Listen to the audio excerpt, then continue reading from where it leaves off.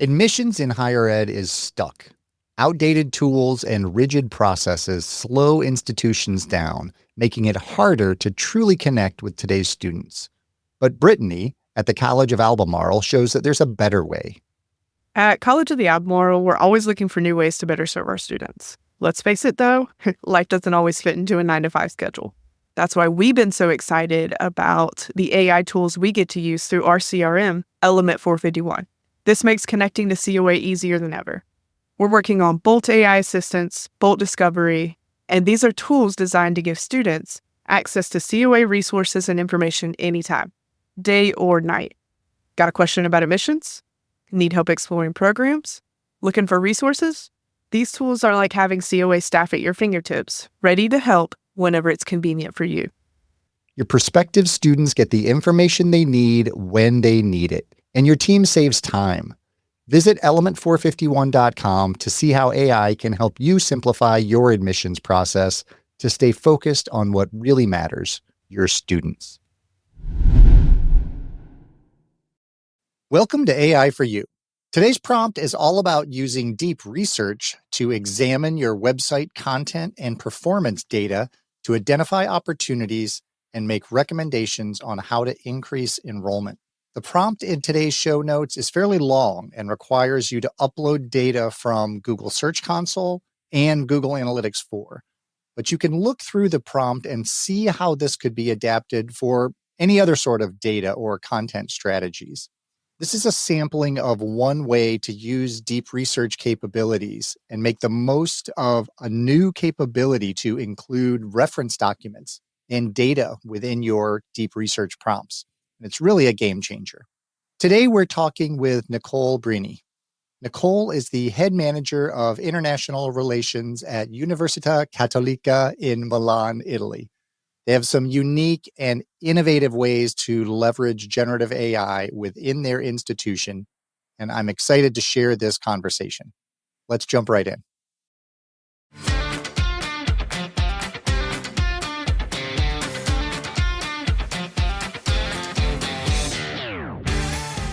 Welcome to AI for You. I'm Brian Piper, an AI and content marketing consultant, helping higher education institutions become more effective and efficient. This show explores practical, actionable ways that higher education professionals can integrate AI into their workflows to solve real problems and create more meaningful human connections. Each episode delivers a specific use case you can implement today, followed by an in-depth conversation with experts who are successfully leveraging AI in admissions, marketing, advancement, and across a campus. You'll walk away with concrete strategies, tools, and inspiration to make AI work for you and your institution.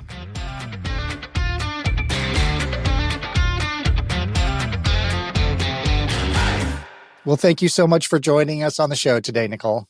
Oh, thank you for having me, Brian. I want to start off by hearing a little bit about how you are integrating AI into your work at UC. So the university has developed an institution-wide project on digital innovation. And this project is led by our IT department, which makes all the sense in the world, and consists of many different sub-projects, mainly, but not only focused on uses of AI, focusing on customer support, for staff and also for students as well. There are some other projects, but I am leading one of the sub-projects that started as a simple AI chatbot implementation, but led us also to challenge the status quo and our perspectives and also sparked a bit of conversations internally. So Università Cattolica is the largest non-state university in Europe. We have 40,000 students across 5 campuses in Italy, and we welcome over 5,000 international students per year from over 126 countries. So that's a lot of international students and a lot of languages, a lot of expectations, a lot of programs. So we decided to partner with Element 451 to deliver a student-facing chatbot. At the beginning, we approached the project from a very naive point of view. I guess that's a good way to probably describe that. But we rapidly shifted a focus. We were collecting and analyzing all of the documentation that we would feed in our knowledge base. So we needed to cater to all of these different international students in different time zones that were speaking different languages, and parents were also getting in touch with us. So we felt like our admissions and recruitment team were, on one hand, overwhelmed with the number of communications that they were sending out. On the other hand, we felt like we needed to develop a new channel for students to get in touch with us in an easier way, and also to find the correct information and the answers that they were looking for at the right moment.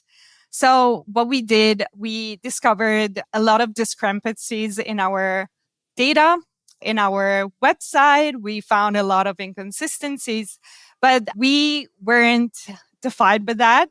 We decided to analyze all of our inquiries using generative AI. This was even before actually developing, implementing the AI chatbot. We took all of our inquiry data, all of our website, and we ran it through ChatGPT, building some customized GPTs that could help us in identifying recurrent topics that we weren't addressing in the website or in our communications. And based on this analysis, we also asked to infer question that would use natural language that students actually speak, and not the bureaucratic language that we would naturally use in our work. So the project itself was successful. We saw a very high result rate of the inquiries from the students. But while we were happy with the results, we were also concerned about our knowledge base. So we felt like, as much as we worked on collecting all the data, cleaning it, and making the language sound more natural and easy to understand, we still felt like our website needed some rework. So we recently decided to rewrite all of our program and admission pages. So while our aim was it's always been communicating as easy as possible, but sometimes we need to recognize that we are too involved in the complexity of the process to actually realize that some of the things can be written in an easier way, and we can also change perspectives. So we know that right now, almost 60% of searches on Google and with a zero-click behavior. We felt like we needed to improve our website, and this is what we're working on. And this, we feel, that will help our zero-click or generative engine optimization strategy, as well as our AI chatbot, because we have, again, 5 campuses, many different programs, different deadlines, different tuition. Even humans get confused. So we don't need to blame AI for the confusion, but we can make things easier for human, AI, and also the AI search disruption that we're experiencing right now. So we are prioritizing our text for structure clarity, the formatting, and everything that makes sense to generative engine optimization strategy.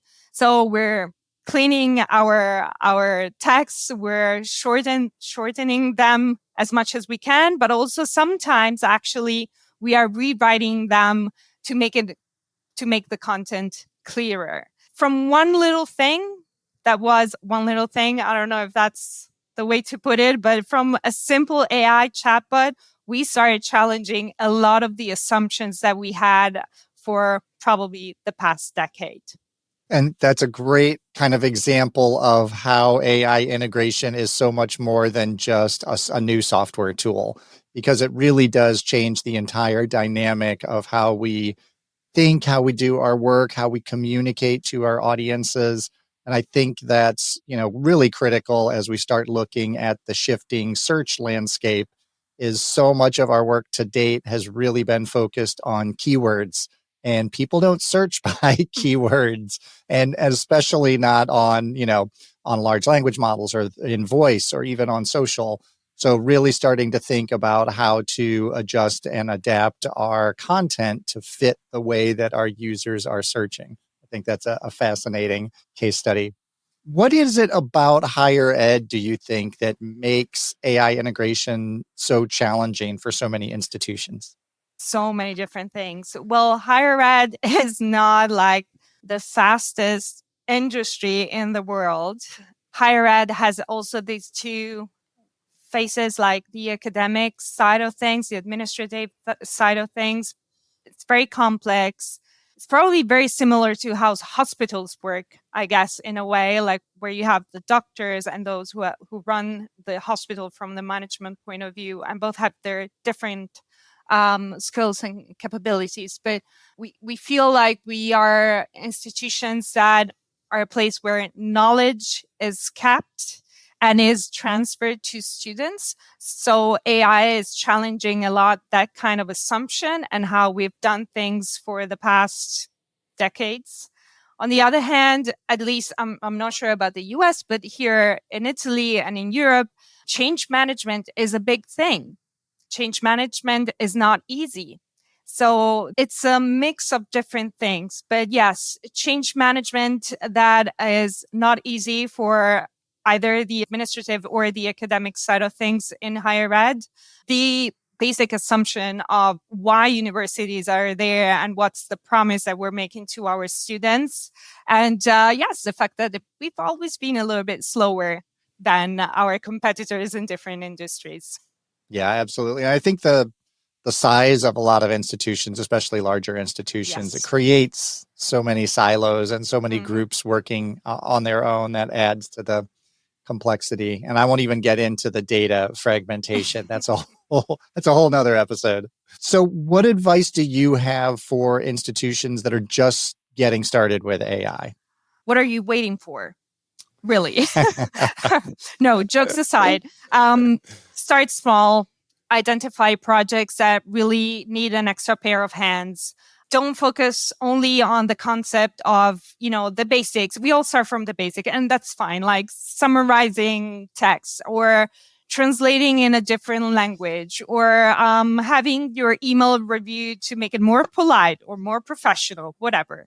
Fine. But think of AI as a new colleague with new skills and moreover, new motivation, maybe the motivation that you probably lacked in the past, I don't know, 1 year, 3 years, and a new perspective. We have an army of specialists that are in front of us and that are happy to help us. Little fun fact, in 2020, I started following road cycling. So I cycle myself. I'm not a road cycling professional, of course.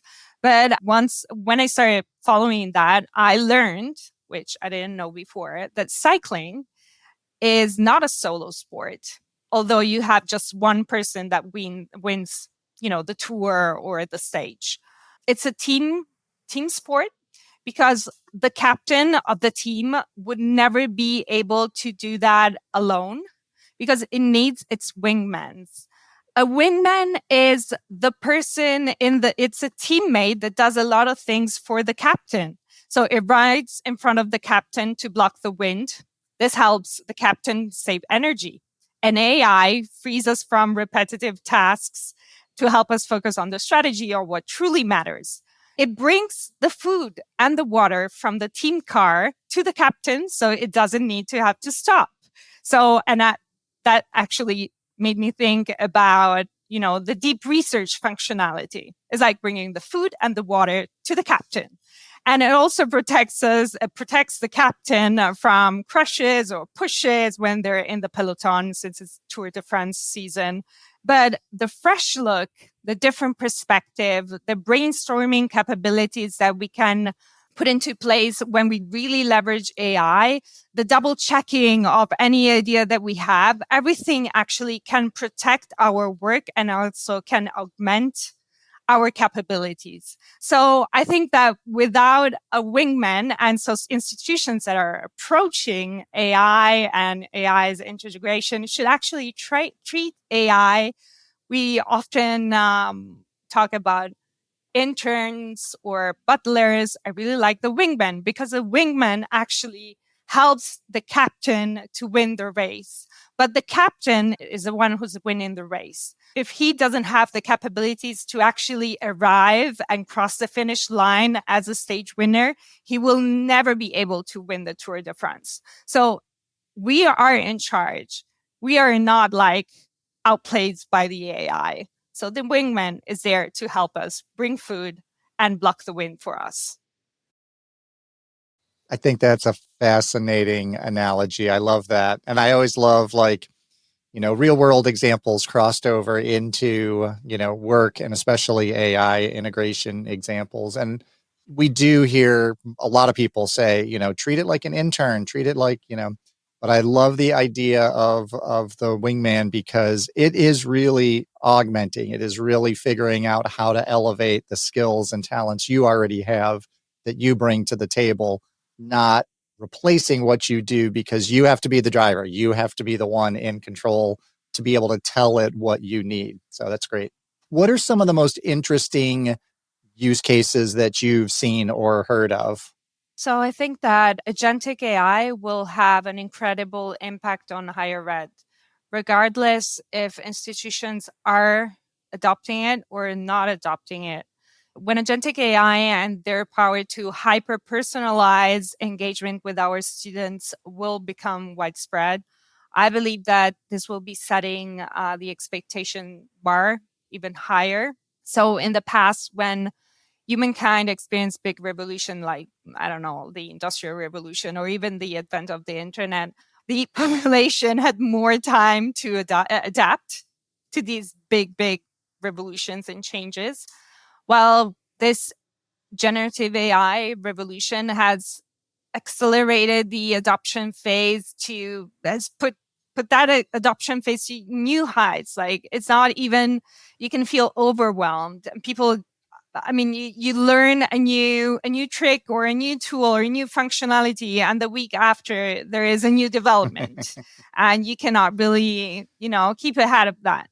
So technology is evolving at an insane pace. But I think that this is super interesting. At the same time, it can feel super scary because, again, regardless of whether someone is adopting AI or agentic AI or not, at some point, they will need to actually start running to get their spot in this very crowded marketplace, let's say. It's like, I feel like at some point it will become like when you didn't have a website, when everyone was having a website, similar to that. On the other hand, I'd like to tell you what I'd like to see more in higher ed, but I haven't really retrieved any actual examples. But we spend so much time and energy and money trying to attract students to our institutions, and we integrate AI in the student journey. But I'd like to see more effort in AI for employability, placement, career advising, all of these phases. So we all heard about the unemployment rate for the newly grads in the US that reached 6% roughly, which was an all-time low since 40 years ago. We heard Dario Amodei negative comments on probably, or pessimistic comments on what's going to happen with unemployment in the future. And my daughter is 5 years old and there's still time before thinking about college, but I cannot help myself but think, what subjects will still be relevant or university relevant in 13 years? What skills should we crucially work on during this time? When are institutions creating conversations around this subject from both an academic and an administrative point of view? So these are my two use cases. Yeah, and I think those are so critical with 4 kids in college right now.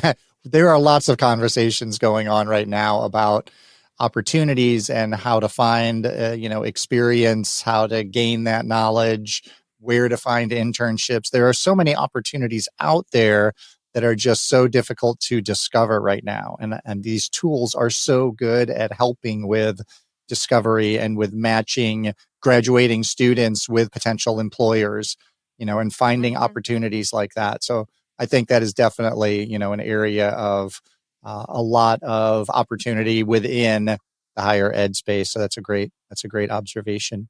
Where do you see AI going in the next year or two? And what are you either excited about or nervous about from that? Everything and everything is the answer.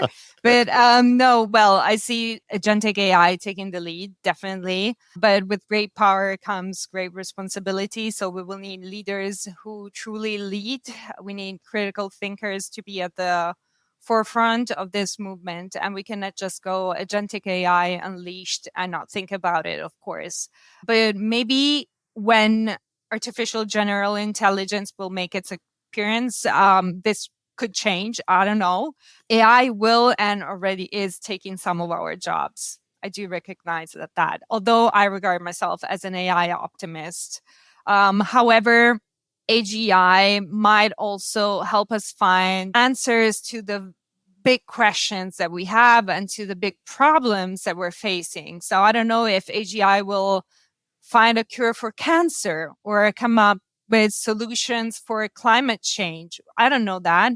I have a good friend who is also a professor here at Università Cattolica. His name is Ciro De Florio. He's a professor of logic. And we had a conversation about this. And he said that AI is invaluable as a sophisticated problem solving aid, but is not a magic wand. So climate change, for example, for instance, is a complex mix of technology, geopolitics, and also social behavior. So AI tools do not eliminate human conflict, inequality, or the need for political cooperation. I cannot predict the future.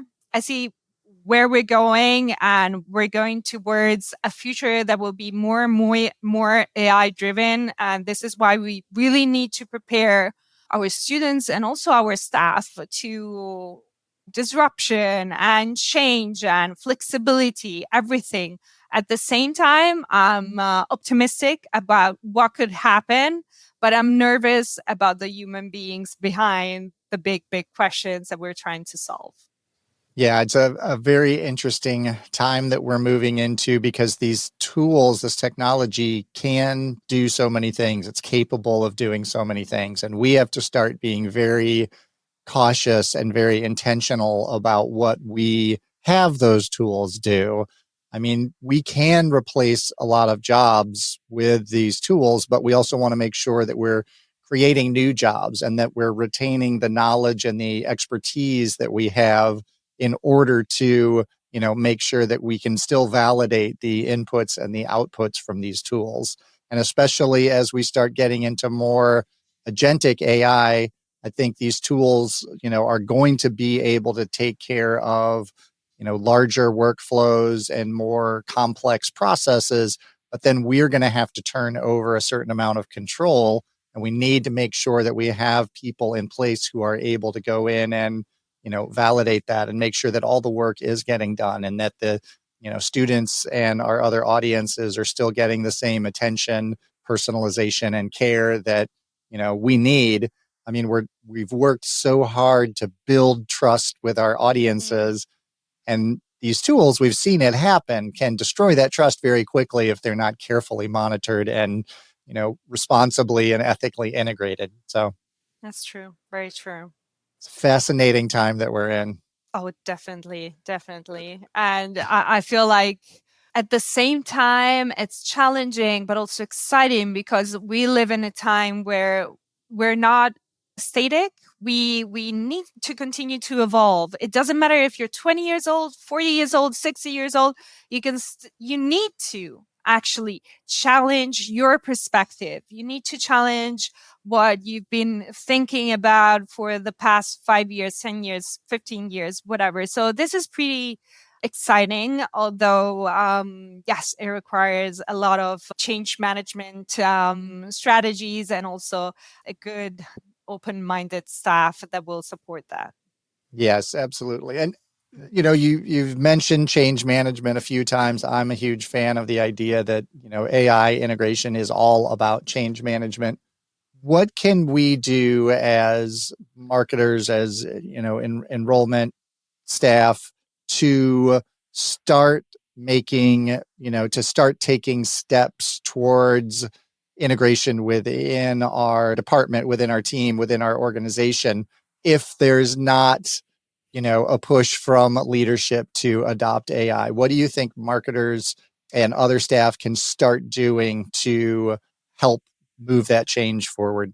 We can definitely start shifting perspective. So we can start from the bottom, let's say, and address those pain points, those things that really make our job difficult, and the things that we recognize as human being as something like it's nonsense in 2025 that we are doing something this way. Are there any opportunities there to change? So one of the things that when we started integrating some of AI tools in our department, and I'm at Universidad Católica. I work for the Global Engagement and International Education Department. Even before we got like our proper chat GPT enterprise licenses, we were advocating for AI tools with our IT team. But at the same time, we were running lunch and learn sessions. We were talking about that. We were exchanging ideas. We thought like, let's come up with, I don't know, 10 new ideas about how to use AI, use cases, prompts, after doing like a general overall description of what was going on. And this was, I think it was 2023, so probably the fall of 2023, we started doing that. So it started from the bottom, really. It didn't start from the leadership of the university. But at the same time, it was by identifying like by recognizing the capabilities of AI and how AI could actually help us do the work faster, better sometimes, and also again improve and augment our own skills, very human skills like creativity. And this is something that I reflect on very, very often. Once we recognize that, we could also recognize like, oh, we have this thing at work that actually is a pain point. Maybe we can find a way to use AI, integrate AI in our workflow to actually make our lives easier and also provide the students with a better student journey that's doesn't make it overcomplicated to actually apply to our university or to get a response from our university, because we're humans and we sleep and we eat and we do all of those things. One of the things that make AI great is also that it's for everyone. So you don't need to be an engineer to play around with it. You don't need to know coding. You need to be a good communicator and you need to learn to use AI. And this actually means that you need to treat it as a skill that you need to learn constantly. So set aside 1 hour per week, focus on playing with AI, read a blog post, listen to a podcast, or go on LinkedIn and search for AI as a topic to read something. And maybe you'll read about someone in South America that is dealing with, I don't know, textiles that actually used a prompt that could be tweaked and applicable to higher ed in Italy. You never know, but you need to be open-minded. You need to welcome change. You need to prepare for the future. And this brings me back to what we were discussing before about the need to be flexible at any age and being open to challenging processes that have been in place for many, many years. Yeah, absolutely.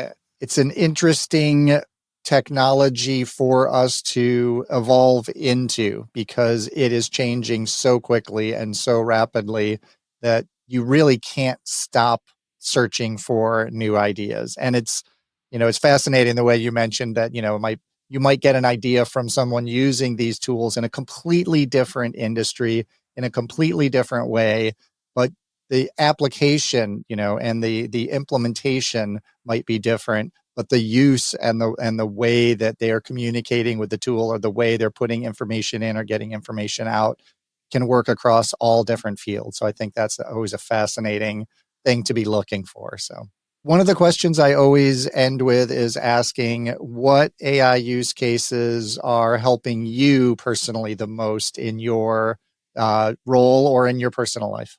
I can think of three, one of which we already mentioned, the generative engine optimization strategy / zero click strategy, a project that we're currently working on. I feel that AI can, of course, support us in understanding how AI is working and retrieving the information that users are actually asking for. Of course, we have it's a pre-structured project. So we have the AI laid out throughout the project, but we have different types of reviews and we challenge the content that the AI is rewriting in very different ways because it's not always perfect, of course, and we need to work on it. But we have custom GPTs throughout the process to address that. This is really helping us. Probably if I had to rewrite the website, I don't know, 5 years ago for a very different kind of goal, let's say from scratch, it probably would have been taking me I don't know, 6 months, a year. I don't know. Right now we're looking at an implementation phase of 3 months, but it's only part-time. I dedicate a number of hours. I have 2 other staff on top of me, dedicating a number of hours per week. So it's not like a full-time project that we're working on.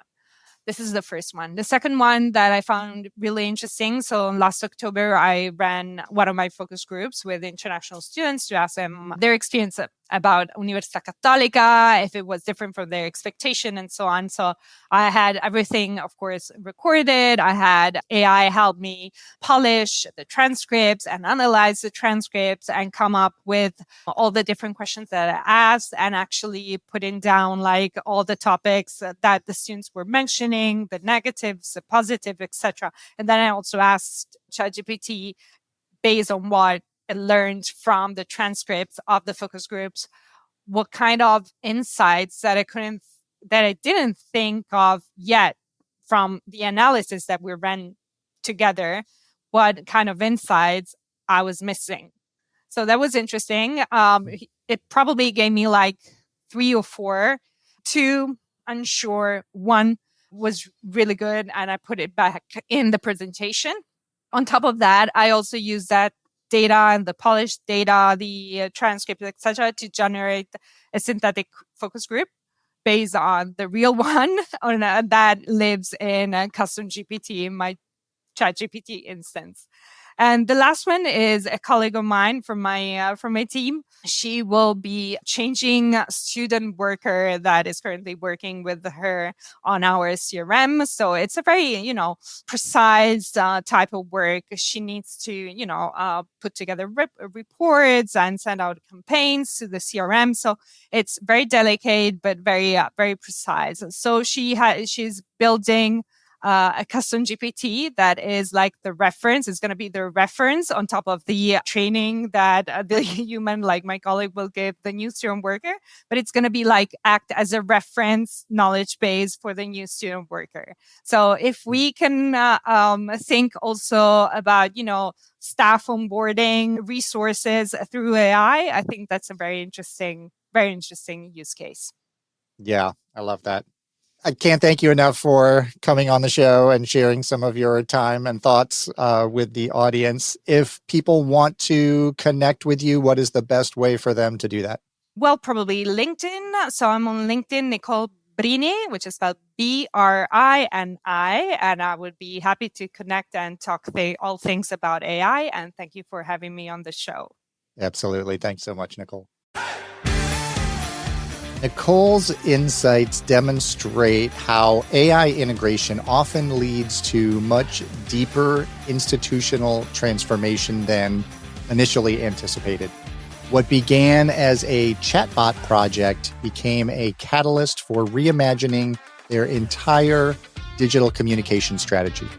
It's a perfect example of how AI challenges us to examine long-held assumptions about how we work.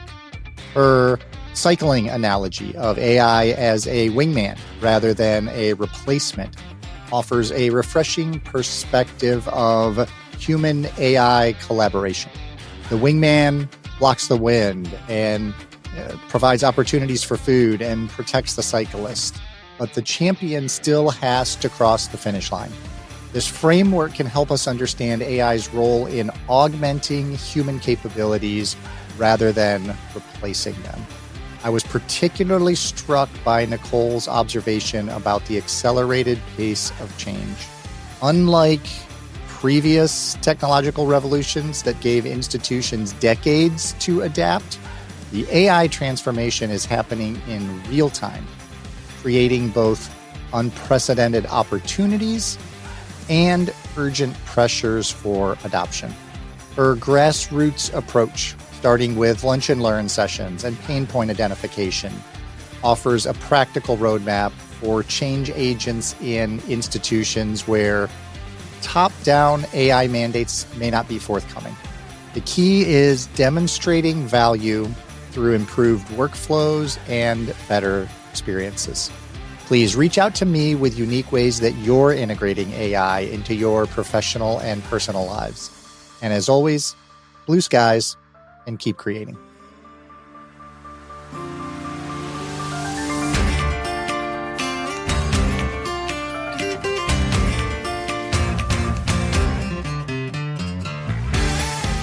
Thanks for listening to AI for You. This show is a proud member of the Enrollify Network, home to Higher Ed's largest collection of podcasts. Enrollify is where higher ed goes to grow, so be sure to check out our other podcasts, webinars, video clips, blogs, and more. Visit enrollify.org and subscribe for all the latest details and content drops directly to your inbox. Enrollify is brought to you by Element 451, the digital workforce platform for higher ed. Learn more at element451.com.